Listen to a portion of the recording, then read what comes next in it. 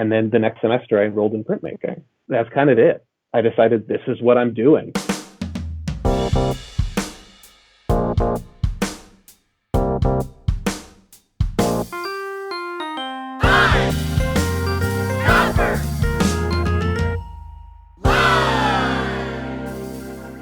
Hello, print friends, and welcome to the 82nd episode of Pine Copper Lime, the internet's #1 printmaking podcast.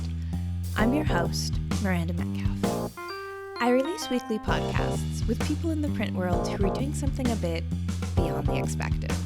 So please subscribe on your podcast listening app of choice.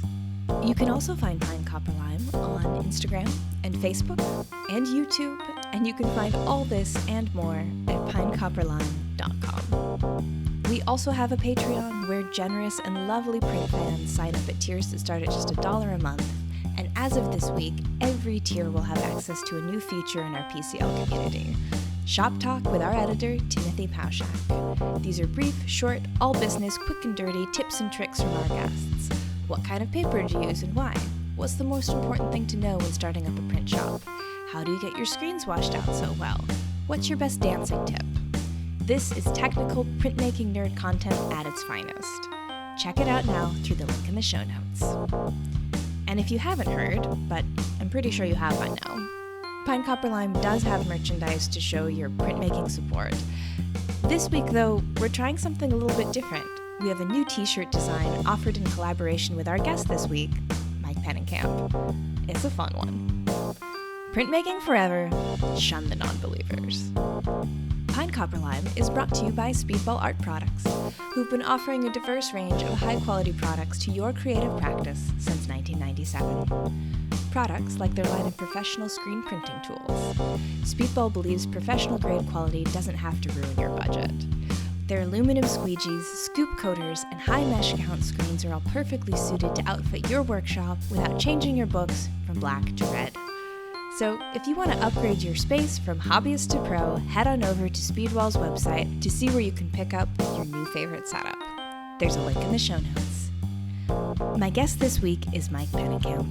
We'll talk about being led to the print studio by the sweet sound of the Dead Kennedys, the labor of printmaking, and how the screen print studio he works for has had to switch gears during COVID, the strange American landscape that makes up his art practice, and the wonderful world of print art collecting. So, without further ado, sit back, relax, and prepare to go through those flat files with Mike Pennekamp. Hi Mike, how's it going? I'm doing well. How are you? I'm good. Thank you for joining me from snowy Chicago all the way to hot and humid Bangkok. Actually, I don't know if this is a weird flex, but I have to turn off my air conditioning. Sorry, there we go. I forgot to do that before we started recording. Sitting here, I have 2 pairs of socks on right now, and you're telling me. There we go. Yeah, so we're across space and time and definitely climate for sure. But I'm really glad that we could get a chance to connect. Yeah, so am I. I'm excited to be here. Excellent.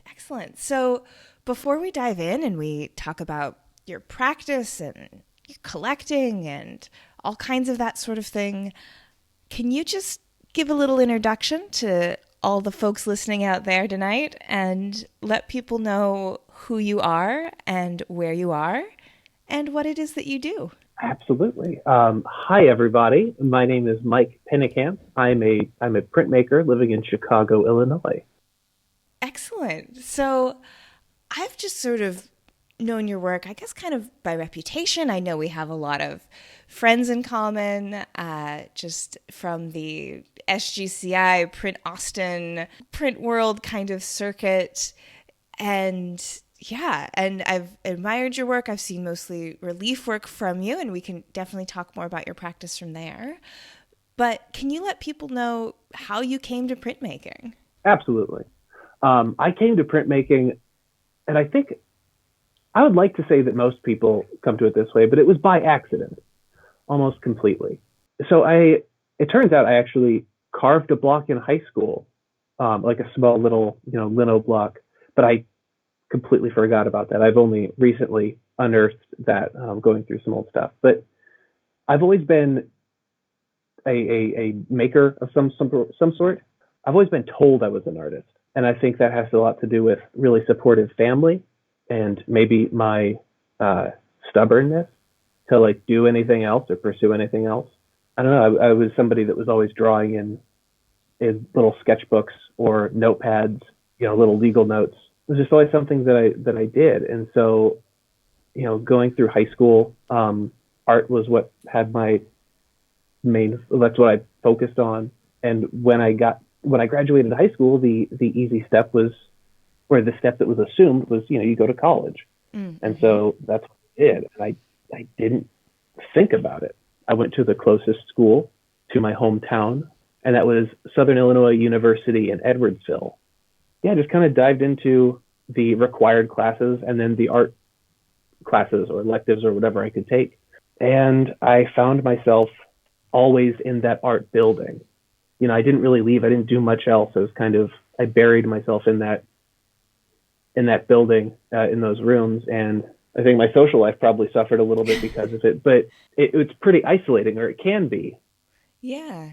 No, I think I know what you mean, because I think one of the things that people don't understand about art making, and really don't understand, I think, about a process like relief, printmaking, or drawing, or really anything, is that artists spend a lot of time alone. And because there's just this sheer number of hours it takes to paint an oil painting or carve a block is really quite significant. And so I think, the media shows these artists that are, I don't know, like Mr. Brainwash, like out there throwing his arm around Kanye, with a nose full of coke, like screaming with a fedora on or something. And you're like, sure. Like, that's not really what we do. It's just kind of, so I think I definitely know what you mean about that kind of isolation that can come with the creative process that people don't really see, or they don't really understand as part of making, and a big part of making, for sure. I mean, I don't want to come across as though I'm, more dedicated than anyone else, or I want to cast all that aside, and I don't want to imply anything like that. But the fact of the matter was, I was in that building a lot, and I was, after hours, kind of by myself until 2 or 3 in the morning, working on some dumbass like charcoal still life. Like, it didn't really matter. I knew that art and like image making specifically was something that I wanted to pursue, and everything influencing me was pushing me in this direction, like just go to school and pursue this.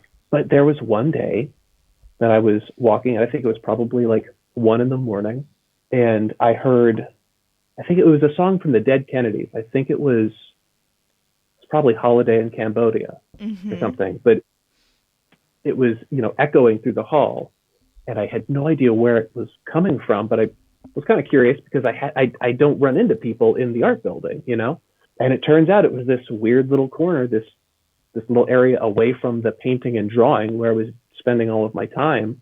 And it was the printmaking and photo department.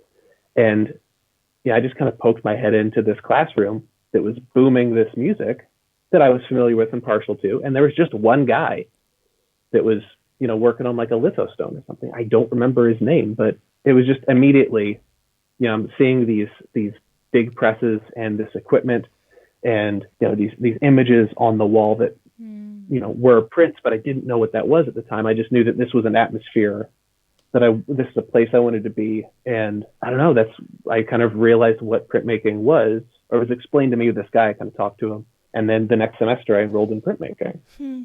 That's kind of it. I decided this is what I'm doing.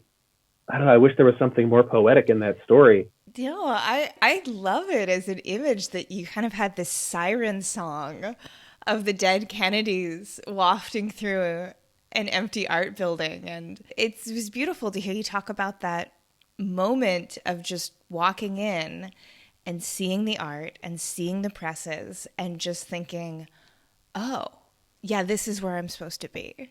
Yeah, it was just there, and then everything else that, because I don't know it took me a while to get through to earn a BFA. I don't remember how long actually, but yeah, like it was, as soon as I found out what that was what I wanted to do. And it was kind of this urge to just do that. And, all my other classes kind of got cast aside. They were all secondary to this process, and that's when my grades started slipping a little bit because it was just focusing so much on this thing that I did, and yeah, I just kind of never looked back. I think what was probably the most interesting was it was like the process of printmaking is work. It is a trade. And I grew up in a small town called Granite City, Illinois. Granite City is about 15 minutes across the Mississippi from St. Louis, Missouri. And it's a steel mill town. It's a really blue collar working class town. And so there was the notion of, getting up, going to work, putting in work. Just working hard was something that I kind of like a husky, like that, like a husky. If they're not doing something, if they're not doing a chore or exuding this energy, then they will just kind of go nuts. So I've always looked at art making as kind of a blue collar endeavor or pursuit. And it's the work, the manual labor that's in printmaking specifically is just such a great release of that tension and energy. It's such a wonderful observation and connection. And it's something that, as someone who studied the history of printmaking, I love it when people kind of point that out, because it's only really, really recently in our Western history that we started to think of artists as something special, like the genius, it was, you didn't want your kid to be an artist in the 1500s in Germany because he's going to work with his hands, and I say he because obviously women didn't work, but it would be like, he's going to work with his hands. What is he, like a cabinet maker? What is he, a coal miner? Yeah. And there was no distinction. There was no, this is this special endeavor and this is manual labor. It was like, no, it's all manual labor. Yeah. I think it's similar to like the way we see actors and actresses and the kind of like famous entertainers. If you go back far enough, these people were like, they weren't respectable members of society. Like at least largely, kind of viewed. These are traveling entertainers that would show up, put on a play, and maybe some people were into it, maybe they weren't, but they'd just go to town. They didn't live big, fabulous lives. And the idea of a big, fabulous, big home and all those things that never really interested me. Something occurred to me in your story when you were talking about, this siren song of the dead Kennedys bringing you into printmaking, and you walked in and you looked around and you saw the art and you responded to it positively and were drawn to it. And I'm wondering because it sounds like you knew the dead Kennedys before and then were introduced to printmaking, but there is that connection, I feel like, between punk and print. The punk aesthetic that has these high contrast images that just are down to their black and white, so they can be silk screens and woodcuts and that kind of thing, and that political activism and that sort of roughness and the quick and dirty, nothing is precious. I see that connection aesthetically, but also sort of ideologically. I wonder if that had anything to do with it. Do you think that you sort of saw something in that kind of felt familiar through your familiarity with that kind of music? I think so. I don't know if I was ever really an incredibly rebellious teenager. Maybe I was, but I was definitely always drawn to punk rock and skateboarding, and that those kind of two cultures that went hand in hand and also relied so heavily on graphics, right. And simultaneously like kind of a rejection of like the sacrosanct, Mm-hmm. The idea of like, in punk rock and skateboarding, there's also that kind of idea of a poser and somebody that doesn't do something the right way. So right. that the sacrosanct, and then also like kind of having your own hierarchy or whatever is ridiculous, but it's still there, and yeah, I guess that's kind of that need to express yourself and buck some system or some norm I guess there is a through line there. I don't know. I don't know if I'm answering that question No, I mean too it's well. you could also just say no, Miranda. There is no connection for me. If it's not there, but I just was sort of thinking about it because it's one of the great things that printmaking does is it allows some of the preciousness around art to fall away. It allows artists to make multiples so they can wheat paste it on Tuesday, and if it's torn down by Friday, the piece still did its job. And you can give your work away, and you can trade your work, and you can sort of step out of that needing that the value to be absolutely monetary, because you're not looking at an oil painting that you spent 6 months of your life making, and you need to keep it precious in order for you to live, to sell it. Yeah, and just in that kind of punk rock mindset. I don't know. Calling it punk rock makes me feel about 3,000 years old, but it's Yeah, it's hard to escape that. I don't know. Maybe I should say like, Bay or some other like what's contemporary. right. To make you feel young. Printmaking is Bay. Yeah, exactly. So it's so punk rock, like. And I think too, there's something in there about the rejection of mainstream. This, if people think that artists are painters, I need to be something other than a painter. And people who are looking for beyond what society is just saying, this is how you do things, this is the definition of things, this is what a boy is, this is what a girl is, this is what a bestseller on the New York Times list looks like as a book. These are the things you are, this is what you read. Here's 2.5 Men, it's the most popular show in America, go watch it. Like anything within that realm is people who just kind of are naturally maybe curious or even just naturally contrary, who want to say, I don't think I have to do any of those things. Yeah, I mean, it's, I guess the punk aesthetic of having a voice and making sure your voice is heard, or injecting yourself into a system, and then the idea of skateboarding and that you skate everywhere. Right. You don't have to go to a skate park. You can go on the street and go to a little curb. You can go to the gas station outside of a 7-Eleven, but you have to do this, and you're putting your stamp on the world, I guess. I think the same is for printmaking, and like you have a point of view and you have a voice, and the idea of a multiple and being able to create, hundreds, if you wanted to, like of one image that represents you and represents your feelings and your passion, and you can put it out there into the world, and you can just kind of, flood the market, I guess, and insist that people recognize you. I don't know. It's just such an empowering idea. Because that's what humans are, right? Human nature to need to be heard and validated in some way, Absolutely. I think that's really beautiful and important, and what it's all about in a lot of ways, for sure. So to talk about your practice specifically, I know your work through relief, through woodcut. Why woodcut of all media? How did you sort of come to that and decide to dedicate your time and your practice and all of that to that specific branch of our printmaking family? I mean, I'm familiar with several, print processes, and I don't think woodcut was the first one I learned, oddly enough. I think etching was probably the first thing I was taught.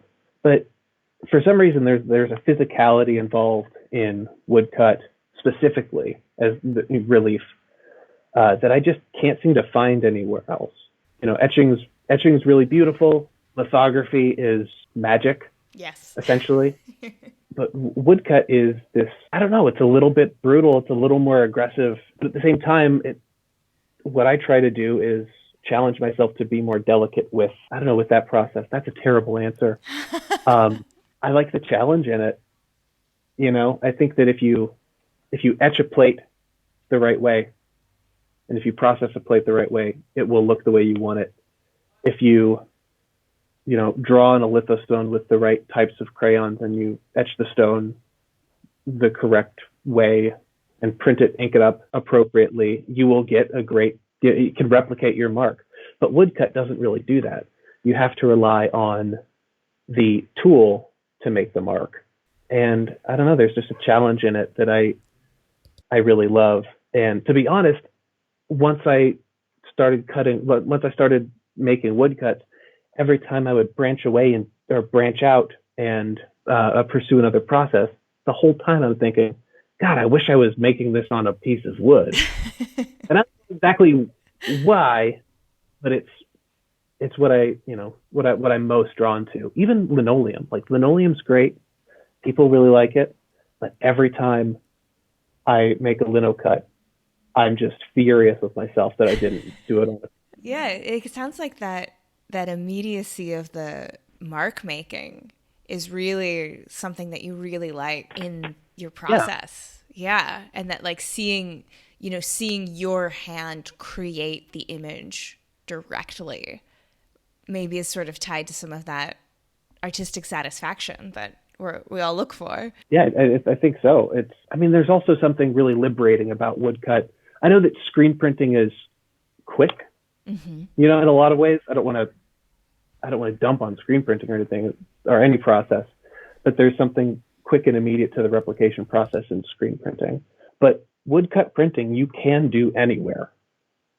I have a little 8.5 by 11-inch piece of plexiglass. I have a little 4-inch brayer from Speedball, and I have a wooden spoon. And for the most part, that's what I use to make my prints. And there's this kind of troubleshooting in order to, get the right kind of pressure, the right amount of ink or whatever. But when you get that dialed in, I can just sit at a desk and make woodcuts. I don't have to have a big, litho press or an exposure unit or, these kind of things that usually, or an acid bath or whatever you need to kind of pursue those other processes. Yeah, no, that's so true. That with relatively few specialized items, you can make a lot of woodcuts. Yeah, I think it is really accessible for a lot of people to get into a woodcut. And it's confusing to explain, but I think when people see it, and when people try to do it themselves, even with just stamps, right? Like the idea of a stamp, people understand that. And if I have on many occasions described what I do as making big stamps that have no way of entering. Oh, that's so funny. I feel like there's something like sacrilegious or something like that.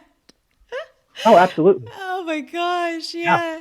I understand though, but that's just me being a snob. That's just me being like, actually it's different. This isn't Michael's. But it is. It's all the same. It's ink holds on the high ground of the matrix, and then that turns into an image when you put it against something. It's the same damn thing, but it's like I'm like, oh God, not stamps, not teddy bears. Yeah, and there are plenty of printmakers that make amazing work that use stamp rubber, to carve. Yeah. And so almost precisely that's what they're doing, is making a big stamp in the most literal sense. I don't know. I've caught plenty of flack from printmakers about using the word stamp, and I'm okay with that.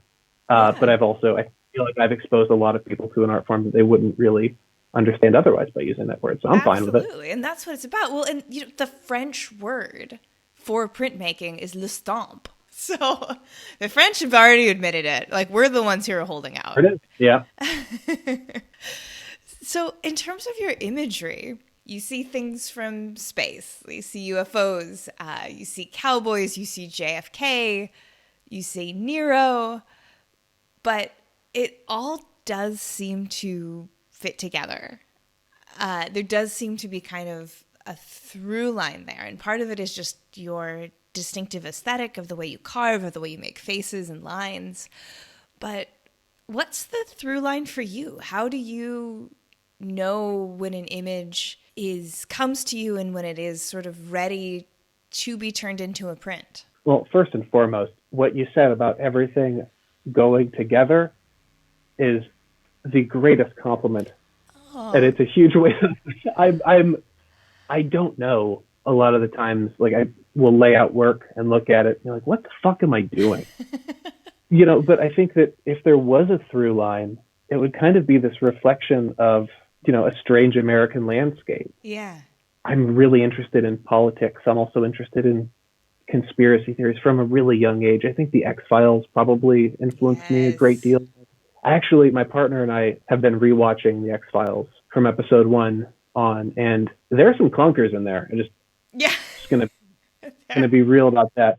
But I don't know. When I was growing up, I was always drawing, and I also spent a lot of time in the library, and that library had a weird, like, paranormal section, which is the occult section. I know exactly where that is in my mind's eye. I can, if we were on the phone and you were out in front of that library, I would tell you exactly where to go, to get access to these books. And I don't know, like the Mysterious Universe collection, was that the one? Yes, I remember that. I loved that. Yeah, these all were like hugely influential in just, I think, showing kind of a dumb kid that there was crazy stuff out there. I don't know, as like this weird escapist sort of thing. Then, kind of growing older, becoming a little more realistic, and I kind of moved from thinking about, the ins and outs of like alien life to why we're so interested in it. I think I'm more fascinated by what an object like a UFO really represents rather than the UFO itself. Can you say more about that? Absolutely. Yeah, a UFO, I mean, you break down the name to an unidentified flying object, right? So you see something in the sky, you don't know what it is, and it becomes a UFO. Now you can do a couple different things with that. You can say, I don't know what that is, I need to figure that out. Or another way you can approach it is by projecting everything that you've learned about a UFO or you've been told about a UFO onto that. And then that opens up this incredible, like, imagined potentially, or like this weird world about, like, that is a spaceship. There are things flying that spaceship that aren't from this world. That implies that there's life outside of this world. And that not only that, but they are sophisticated enough to have created a spaceship, they can fly through fucking space and get to our planet. And then why are they here? Oh, well, they're here for this reason or that reason. It's like, it's a way to identify something that's unexplained. And in that identification, there is an even more complex world that's just implied there. And I don't know, like the idea of kind of simplifying a potential for discovery into something that probably just, kind of imagined and made out of whole cloth. The inherent human need to do that is really fascinating to me. It is a deeply ingrained human need to identify but not understand, if that makes sense. I think that the trope, I guess, is, a ancient person, not Neanderthal, but, whomever, right? A creature that is humanoid, that we came from, is in some area surrounded by danger, right? And, there are two people walking side by side, maybe hunting for food or looking to forage berries or something. And a shrub like shakes and they start to hear a noise. That noise sounds sinister or something. And there are two things that you can do. You can either say, that is a danger and I am going to leave, and you run away. Or you say, I don't know what that is, I've got to find out. And on the off chance, or probably more likely chance, that is a predator, then that need to explore and discover, that genetic line is gone. Yep. And so the person that jumps to a conclusion and runs away, frightened, or just to protect themselves, they pass on their genetic material is what gets passed on. Well, I think for me, it in a way kind of circles back to what we were talking about earlier about people who want to explore beyond the mainstream and how that is a smaller percentage of people than those who are very comfortable functioning within the mainstream. I think that is true. Yeah, because it's like, well, most of them who wanted to explore beyond just the information they're given, most of them got eaten. But a few of us, it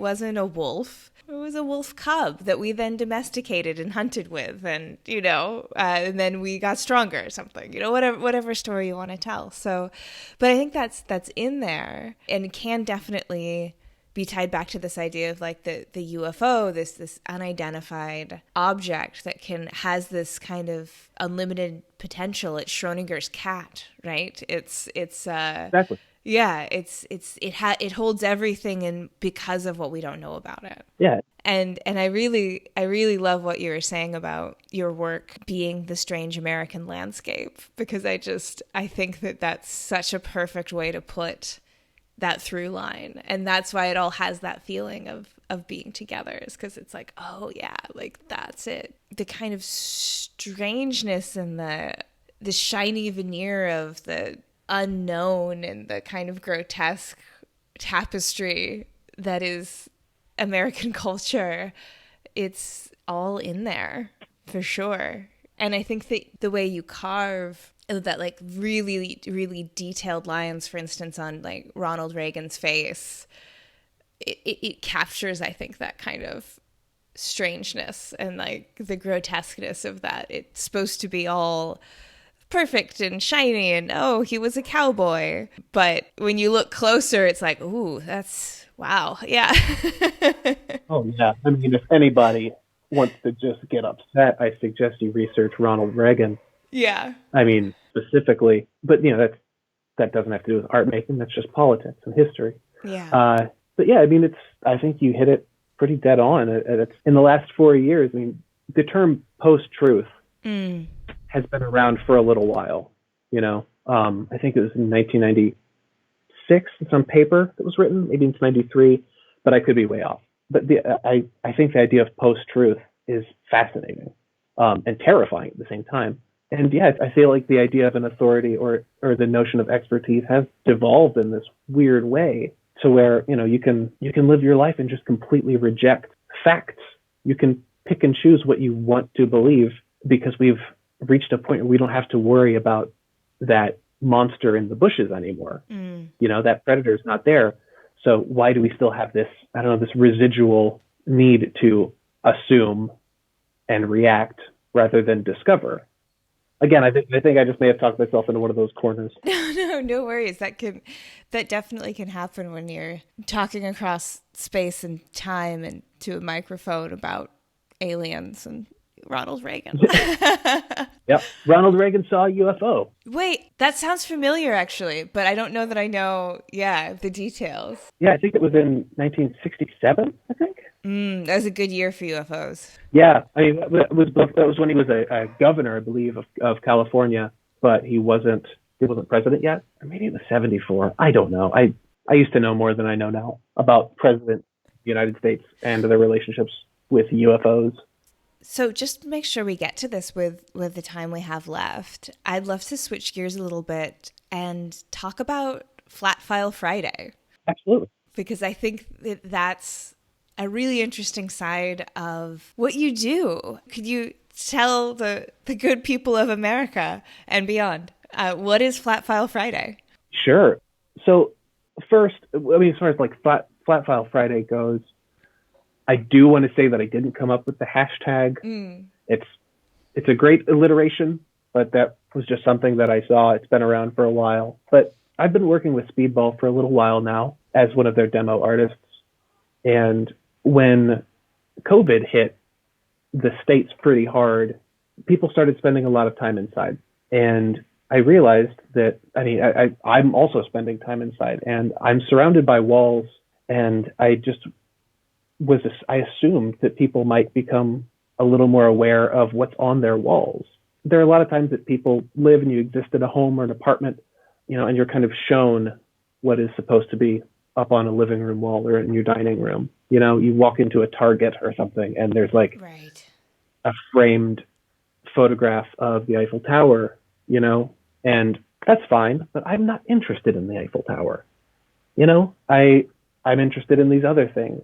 When people are staying inside, now there is this kind of focus also on like self-care, right? Yeah. Self-care companies have kind of boomed a little bit, like, boutique candle makers or, the idea of like bath bombs, whatever the hell a bath bomb, I still don't know. It sounds amazing, but I've never used one. I don't know what it does, but like I always saw art or like looking at art as another form of self-care, as a way to bring legitimate joy to somebody. And yeah, to bring this back to the idea of what people are told is art, what people are, that authority of, what we should hang on our walls, or what we should, what you should purchase, is usually pretty terrible. Yeah. Or whatever, and cheap. But I don't know, I wanted people to think more about collecting art. I wanted to demystify it a little bit. Yes. I've spent many years as a printmaker, and in that time I've acquired a pretty, what I would consider a really neat collection of prints from really talented people. And I felt like nobody was trying to, it didn't seem like anyone was showing their collection.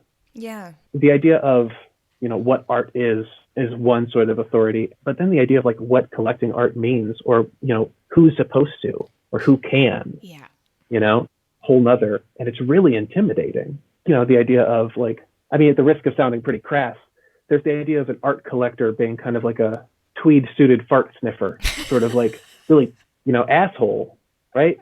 Yeah. That, they buy, and this idea that you buy something because it's more of an investment than a legitimate thing that brings you joy. Yes.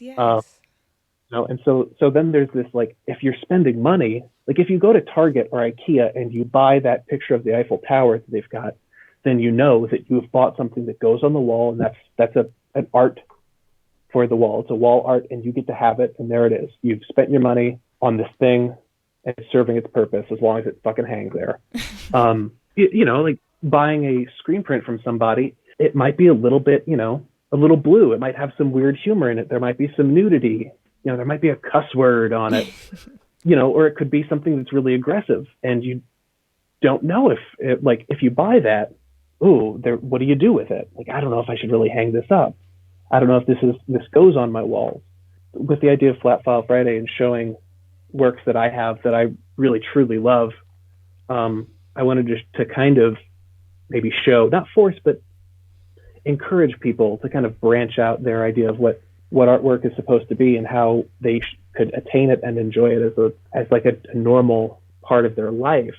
I think it's definitely spot on, and there's so much in there. It's like that's such a rich vein to mine. I feel like we could have done the whole episode on it, given everything you just said, because this idea that art is not for me is this idea that I run into as someone who, for the last almost 10 years, have worked in the arts in some way as the conduit between the public and the art, run into it over and over and over again. This, art. Oh, yes, I did art in high school, but I'm not a millionaire. So, Yeah. Period. Like, full stop. Like, it can't, as if it's self-explanatory. And if we could normalize art collecting in this way, that this is something that you can do with your money that directly pays to patronize artists, makers, craftspeople, however you want to put it, that will then continually give you joy or something to think about or remind you of something that you like or reinforce your values. And it's not just this wall needs a picture because it's blank. This is something that somebody made, put blood, sweat, and tears into, and it gets to hang in my home now as an artifact of someone's extreme creative endeavor. Is beautiful, and people don't realize that it can be for them. Like, if you can buy a pair of Birkenstocks, you can buy a print.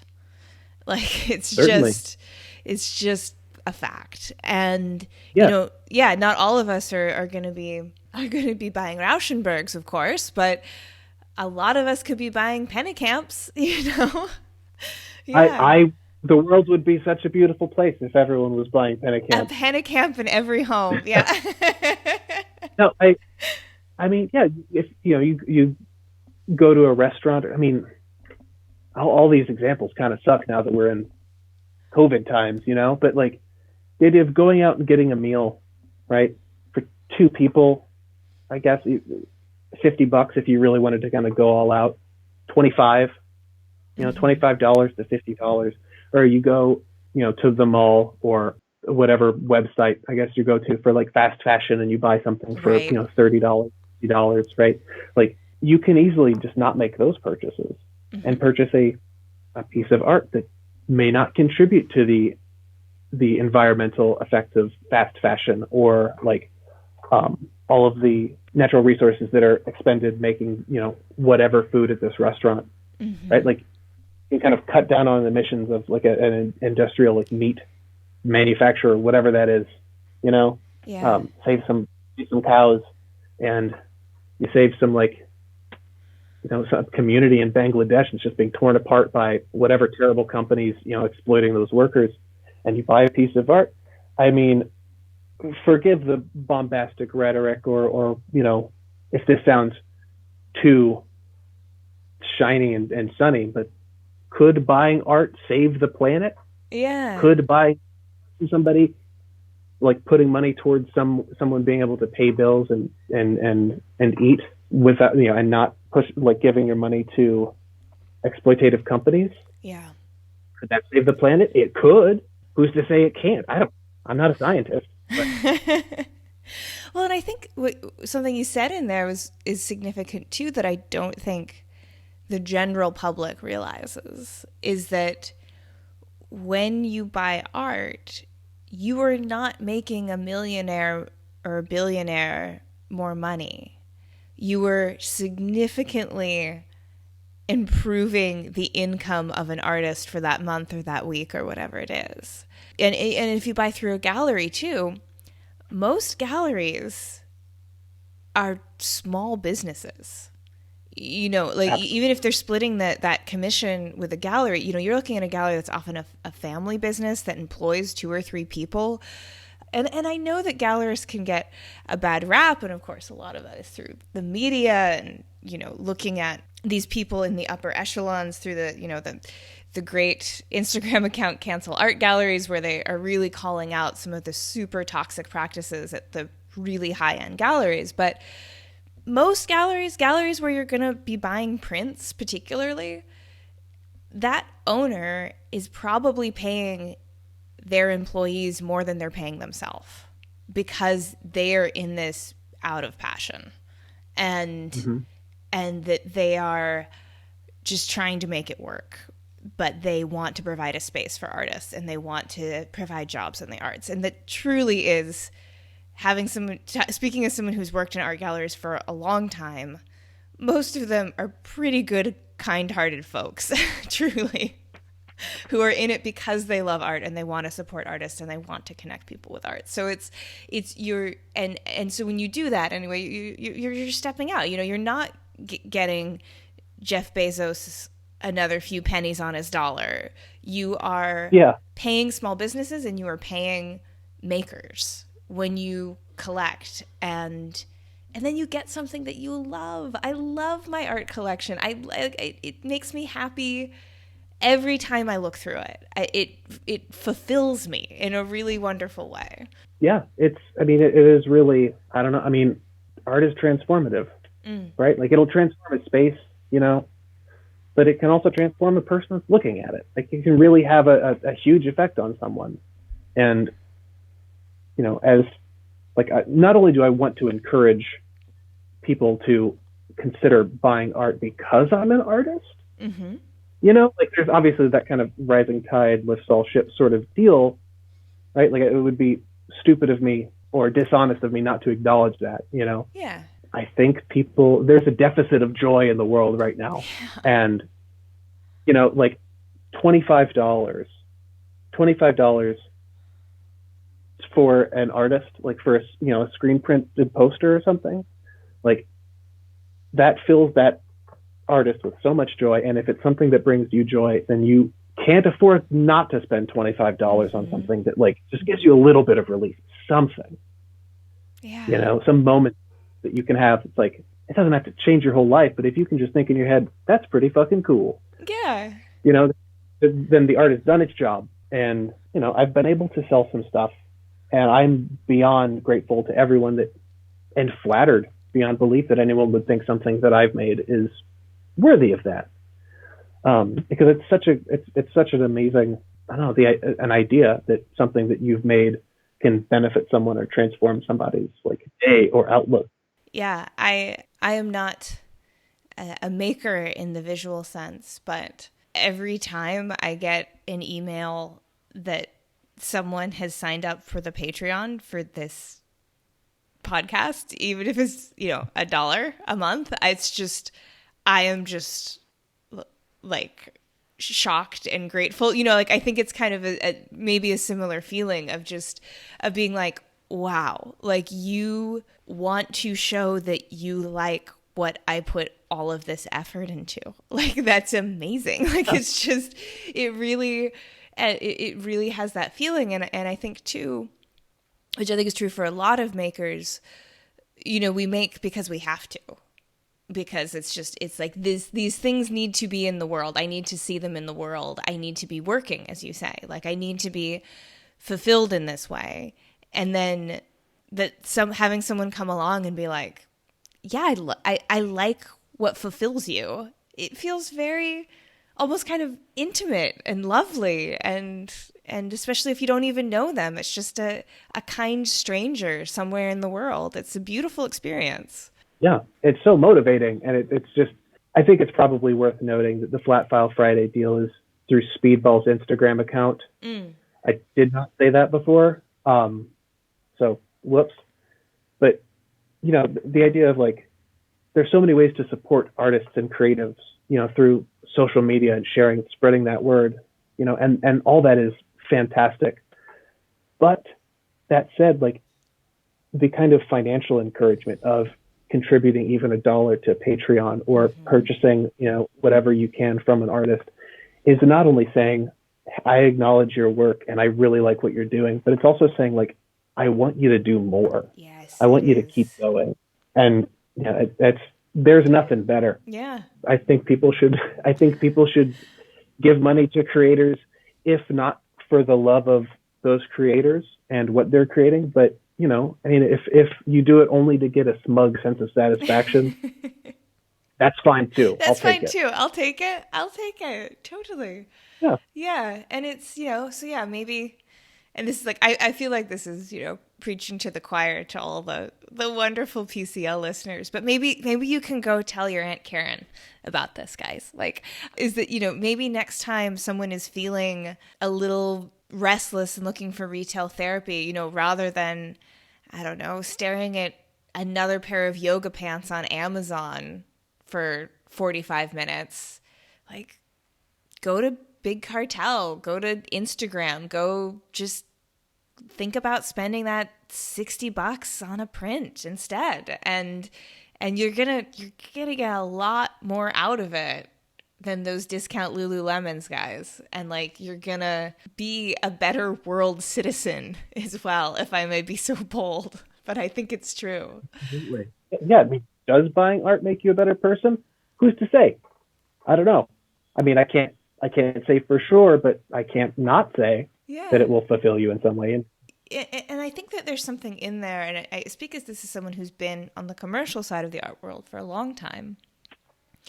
There's something self-affirming about it, about looking at nearly infinite amount of artistic offerings of images that exist in the world and saying, this one is the one I love. It can be transformative for that person, and that they can look at it and it affirms something that they like about themselves or that they wish to be, whether it's more revolutionary or more calm or more sophisticated or less sophisticated, whatever feeling they get from that work of art, that continues to have those returns as they live with it in their home. And that can be a really powerful thing too, I think, for people to say, like, this is me saying something about myself and my taste. And, it's not from IKEA. It is not the safe bet. It's not the Eiffel. Yeah. It's not a bicycle leaning up against the Eiffel Tower. It is something that is unique to me. And I love that. It's wonderful to see people going through that process and helping them when they're looking for art to purchase too. Absolutely. I mean, it's an investment in yourself, in your own interests. I do think that we live in a time where people's interests are curated, right? Like, it's really easy to scroll through Instagram account or on Facebook or whatever, and you like something and you like it by pressing a button.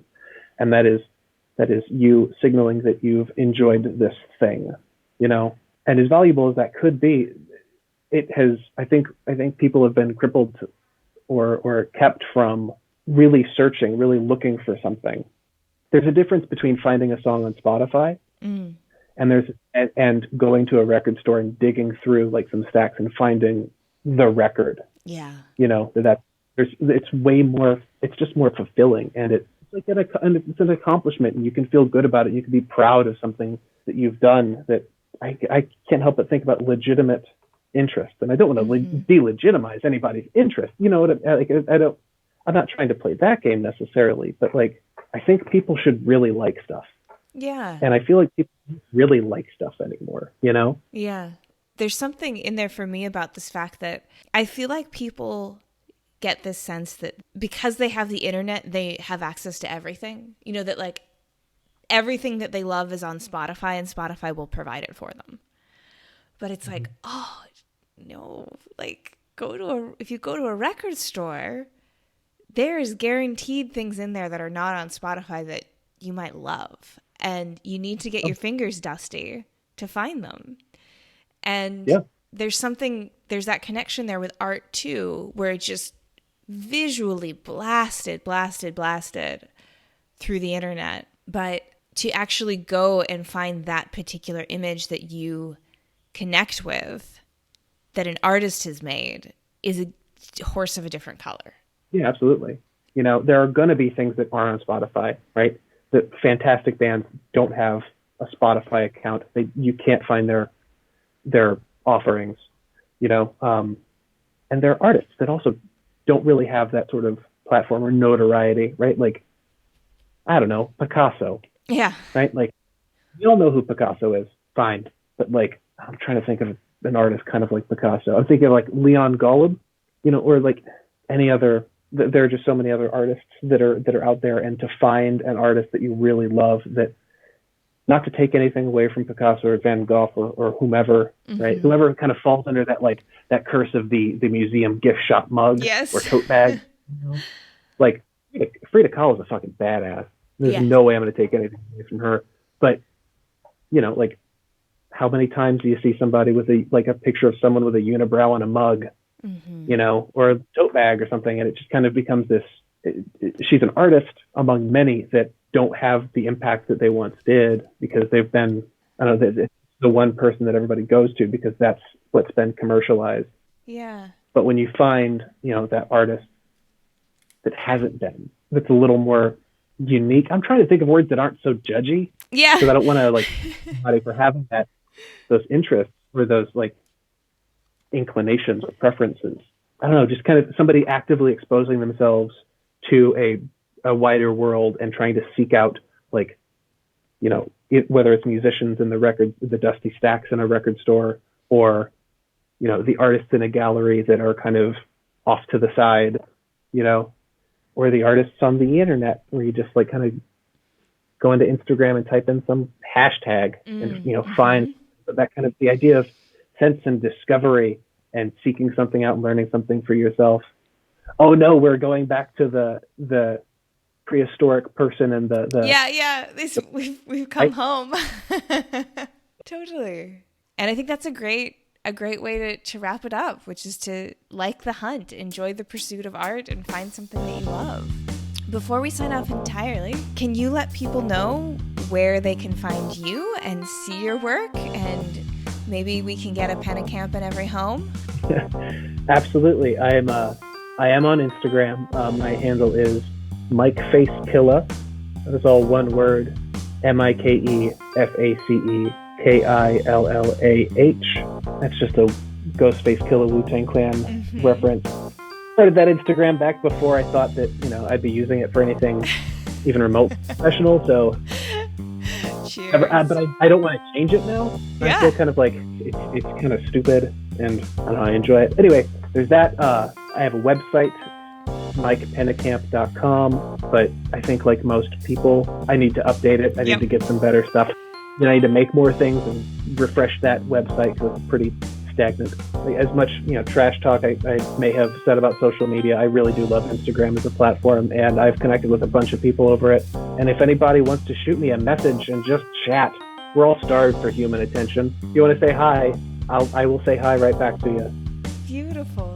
It's fun. I've made some friends over Instagram recently, and I enjoy it. Oh, that's great. Well, I will definitely make sure to put a link to your show notes so people can send you a DM and we can have some human contact in our world right now. So you can go say hi to snowy Chicago from wherever you are. So beautiful. Well, it's been really fun, Mike. I loved this conversation and everywhere we went with it. And, I want to have a whole nother talk just about the X-Files. Well, we absolutely can. If you would like, well, just another day. Exactly. I love it. And well, that's our show for this week. Join me again next week for our double-release, bilingual, bi-monthly episode in collaboration with Ronaldo Gil Zambrano and our guest, Alexis Nutini. We'll talk about early cultural anthropology print inspirations, color theory, and long-distance collaboration in the time of social distancing. You won't want to miss it. This episode, like all episodes, was written and produced by me, Miranda Metcalf, with editing by Timothy Pauschak and music by Joshua Weber. I'll see you next week.